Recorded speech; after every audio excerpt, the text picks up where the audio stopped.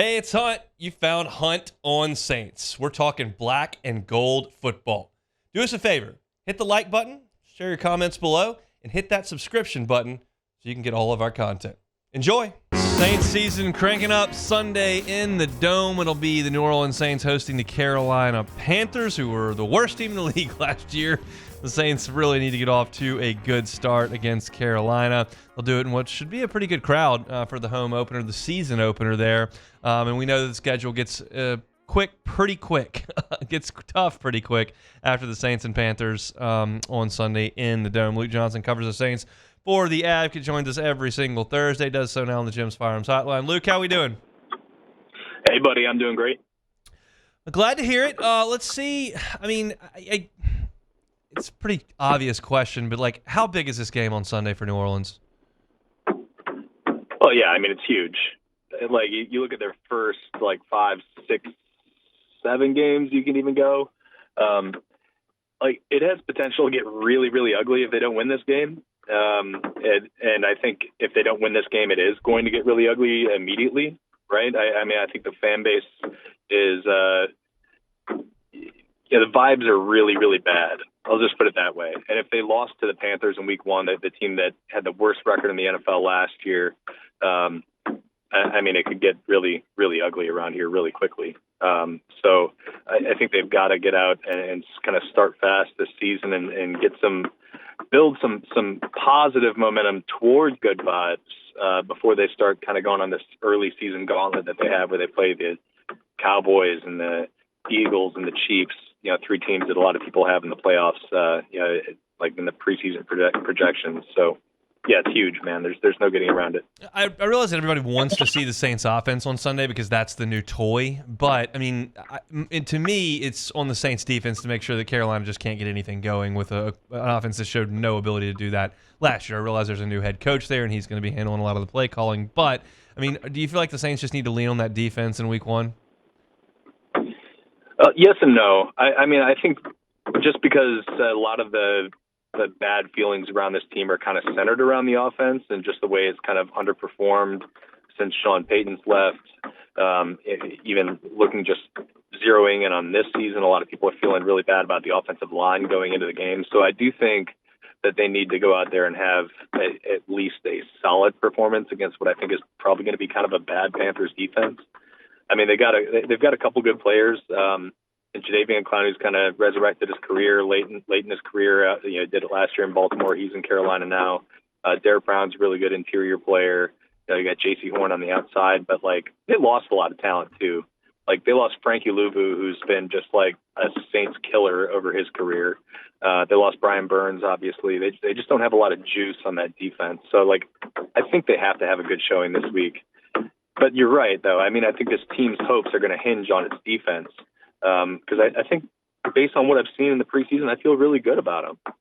I think they're strong at 10 out of the 11 positions. And I think their pass rush is going to be better this year. I think their run defense is going to be better. You're going to probably see some regression in areas like turnovers and whatnot, but I think they can make up for it in other areas. So, I do think they need to go out there and prove that they still belong in that conversation as one of the NFL's best defenses, because last year they fell out of it. You said 10 of 11 positions. I'm assuming you're talking about the safety spot opposite Tyrann Mathieu, where Jordan Howden was listed as the starter.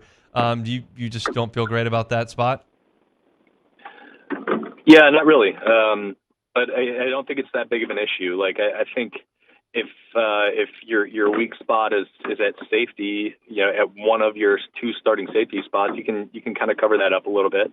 It's a lot better than having a weak spot as an edge rusher, or somebody's going to have a huge impact on the game, or at linebacker where somebody can make some take advantage of some mismatches. I think it's harder to do that with a safety, and I don't think that Jordan Howden or Will Harris. I would actually kind of lean toward Will Harris being the starter for this game. I don't think that either of those guys are bad players. They're just not up to the caliber of the rest of the defense. So, if you're looking at a weak link, that's definitely where it is. But again, I just don't think it's going to be big enough of an issue to kind of sink this defense. It's one weak link in the chain is not going to be enough to break it. All right, let's talk about the offense. We don't know exactly what it's going to look like, but it would shock me if the Saints' offensive line came out and just straight up dominated. Even so, let's talk about the offensive plan to help that offensive line. How do they do that? Well, I think first and foremost, they're going to run the hell out of the football. I think that's one thing that despite this offensive line kind of struggling in pass protection, which has kind of been a consistent theme throughout training camp and even preseason games, I think they have really figured out this running scheme, and I think it fits their backs. Alvin Kamara specifically, and then when you talk about Taysom Hill having maybe a bigger and more expanded role in this offense, I think it fits him too. So I think they can take some of the pressure off of Derek Carr in that way, because I think it's going to be so much better than what it was last season. And then they can build so much off of the run game. They can build their screen game off of it. They can build their play action and bootleg game off of it. And, kind of make the quarterback a little bit more of a moving target as opposed to that kind of static figure in the pocket as they have been.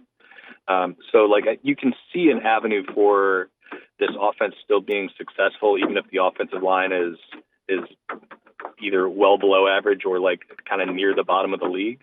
I still think they're going to be okay there. It's just they can't get in a lot of situations where they're trying to convert 3rd and 9, like they did last year.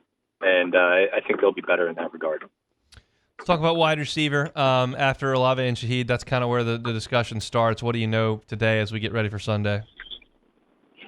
I think Cedric Wilson's going to be a solid number 3 option for this team. I don't think it's going to be like a high volume sort of role he has. But like I said, I mean, they're going to run the football a lot. And I think, he has experience in that type of scheme. You saw him do it in Miami for a couple of years. He's a big body who knows how to block, and he's willing to block. And he's a solid, unspectacular number 3 receiving option.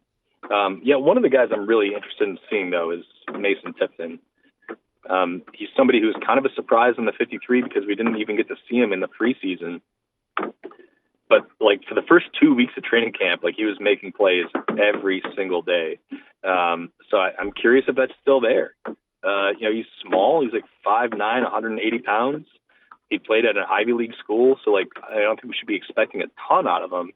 But I think we can expect, maybe a chance at a big play here and there, and he can be a really solid 4th receiving option for him. That's not even getting into what Alvin Kamara is as a pass catcher, what Juwan Johnson is as a pass catcher. I think they're going to scheme up some easy plays to Taysom Hill in the passing game. So I think the receiving options I feel pretty good about, even if there's 2 guys who are obvious top targets in this offense. I don't really want to go here, but I'm going to do it anyway. If they don't score on their first 3 offensive drives, is there a risk of that dome kind of flipping on them like they did in Detroit, or is that going to take a little bit more time? No. People are ready to hate on this team. Man. Okay, that's great. I mean, at least look. It's social media. It is what it is, and it's kind of a lot of times it's just amplifying one side or another.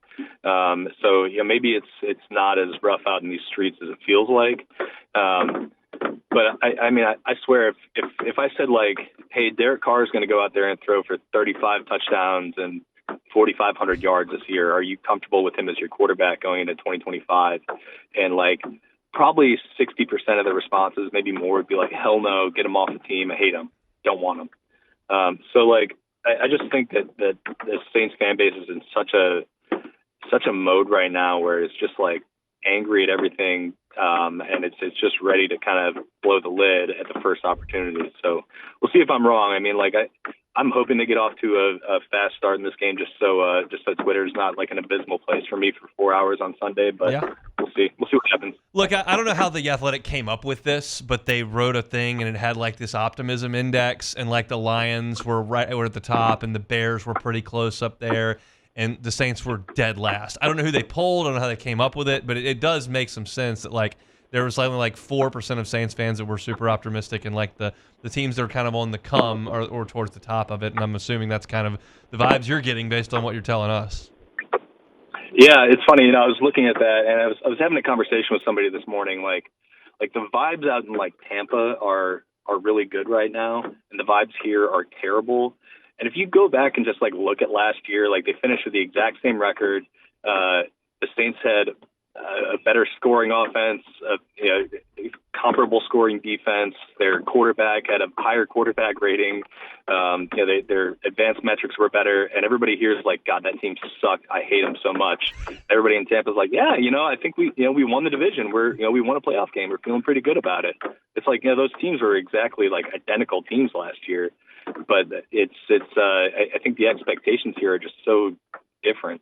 And on top of that, there's just like this like weird cultural thing where people just haven't liked the quarterback, and it's or the head coach, and it's making them just kind of have a negative feeling towards the team, and nothing's going to change that unless they really, really go out there and beat a lot of these preseason expectations. You think they win on Sunday?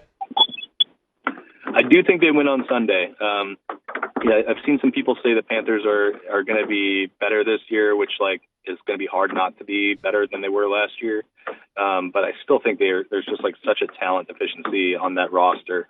Dave Canales would have to really scheme up something crazy, and the Saints obviously had 2 games against them last year with Tampa. So I just don't see it happening for Carolina. But like, it's got to happen for the Saints this week. Otherwise, it's going to be really, really bad around here for a week. People think the LSU defense is going to be better this year, and they gave up 350 yards and lost the game, and they were better. So that's kind of where you are with Carolina. They might be better, but they're still not going to be great. That's kind of the vibes. We'll be reading on Sunday. Pack your coat for the Dome, and I'll talk to you next week. Sounds great, buddy. Thanks. Hey, it's on. Thanks for watching Hunt on Saints. Before you leave, help us out a little bit. Hit that like button, leave your comments in the section below, and hit that subscribe button so you get all our content right here from Hunt on Saints. We'll see you next time.